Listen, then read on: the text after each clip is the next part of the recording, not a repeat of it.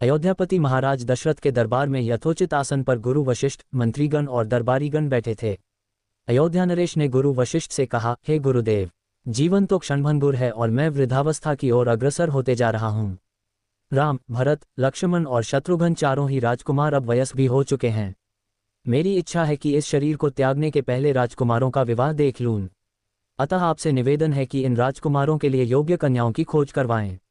महाराज दशरथ की बात पूरी होते ही द्वारपाल ने ऋषि विश्वामित्र के आगमन की सूचना दी। स्वयं राजा दशरथ ने द्वार तक जाकर विश्वामित्र की अभ्यर्थना की और आदरपूर्वक उन्हें दरबार के अंदर ले आए तथा गुरु वशिष्ठ के पास ही आसन देकर उनका यथोचित सत्कार किया। कुशलक्षेम पूछने के पश्चात राजा दशरथ ने विनम्र वाणी में ऋषि विश्वामित्र से कहा, हे मुनिश्रेष्ठ, आपके दर्शन से मैं कृतार्थ हुआ तथा आपके चरणों की पवित्र धूलि से यह राजदरबार और संपूर्ण अयोध्यापुरी धन्य हो गई। अब कृपा करके आप अपने आने का प्रयोजन बताए। किसी भी प्रकार की आपकी सेवा करके मैं स्वयं को अत्यंत भाग्यशाली समझूंगा। राजा के विनयपूर्ण वचनों को सुनकर मुनि विश्वामित्र बोले, हे राजन, आपने अपने कुल की मर्यादा के अनुरूप ही वचन कहे हैं। इक्ष्वाकु वंश के राजाओं की श्रद्धा भक्ति गौ, ब्राह्मण और ऋषि मुनियों के प्रति सदैव ही रही है। मैं आपके पास एक विशेष प्रयोजन से आया हूँ, समझिए कि कुछ मांगने के लिए आया हूँ।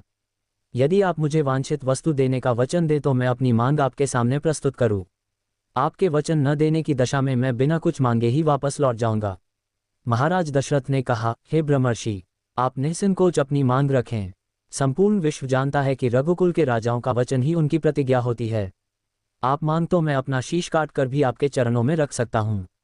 उनके इन वचनों से आश्वस्त ऋषि विश्वामित्र बोले, राजन, मैं अपने आश्रम में एक यज्ञ कर रहा हूँ।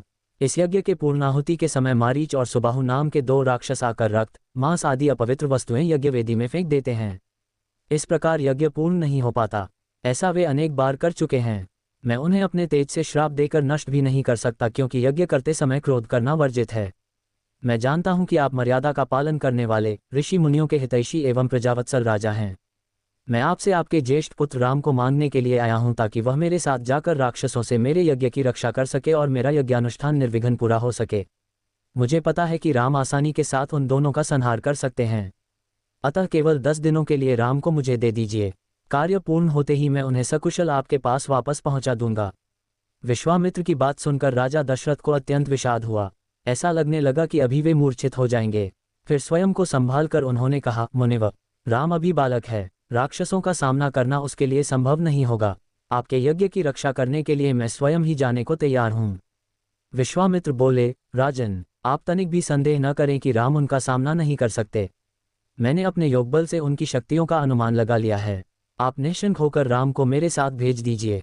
इस पर राजा दशरथ ने उत्तर दिया, हे मुनिश्रेष्ठ, राम ने अभी तक किसी राक्षस के माया प्रपंचों को नहीं देखा है और उसे इस प्रकार के युद्ध का अनुभव भी नहीं है। जब से उसने जन्म लिया है, मैंने उसे अपनी आंखों के सामने से कभी ओझल भी होने नहीं दिया है। उसके वियोग से मेरे प्राण निकल जावेंगे। आपसे विनय है कि कृपा करके मुझे ससैन्य चलने की आज्ञा दें।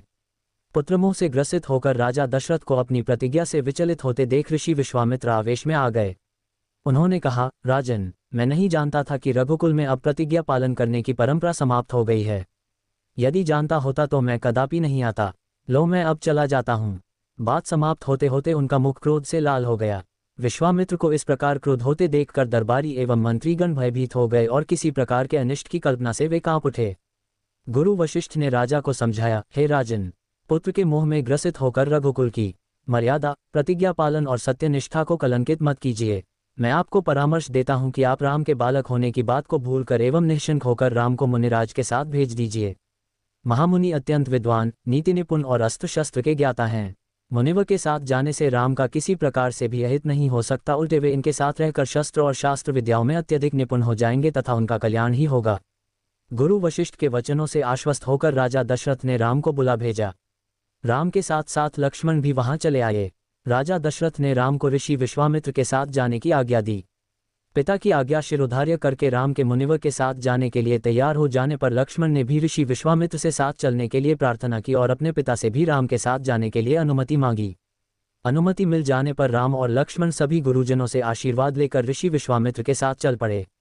समस्त अयोध्यावासियों ने देख कि मंद धीर गति से जाते हुए मुनिश्रेष्ठ विश्वामित्र के पीछे पीछे कंधों पर धनुष और तरकस में बाण रखे दोनों भाई राम और लक्ष्मण ऐसे लग रहे थे मानो ब्रह्मा जी के पीछे दोनों अश्विनी कुमार चले जा रहे हों। अद्भुत कांति से युक्त दोनों भाई गोह की त्वचा से बने दस्ताने पहने हुए थे, हाथों में धनुष और कटी में तीक्ष्ण धार वाली कृपाणें शोभायमान हो रही थीं। ऐसा प्रतीत होता था मानो स्वयं शौर्य ही शरीर धारण करके चले जा रहे हों। लता विप्पों के मध्य से होते हुए 6 कोस लंबा मार्ग पार करके वे पवित्र सरयू नदी के तट पर पहुंचे।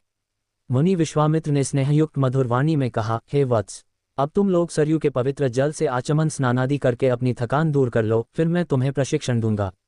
सर्वप्रथम मैं तुम्हें बला और अतिबला नामक विद्याएं सिखाऊंगा। इन विद्याओं के विषय में राम के द्वारा जिज्ञासा प्रकट करने पर ऋषि विश्वामित्र ने बताया, ये दोनों ही विद्याएं साधारण हैं। इन विद्याओं में पारंगत व्यक्तियों की गिनती संसार के श्रेष्ठ पुरुषों में होती है।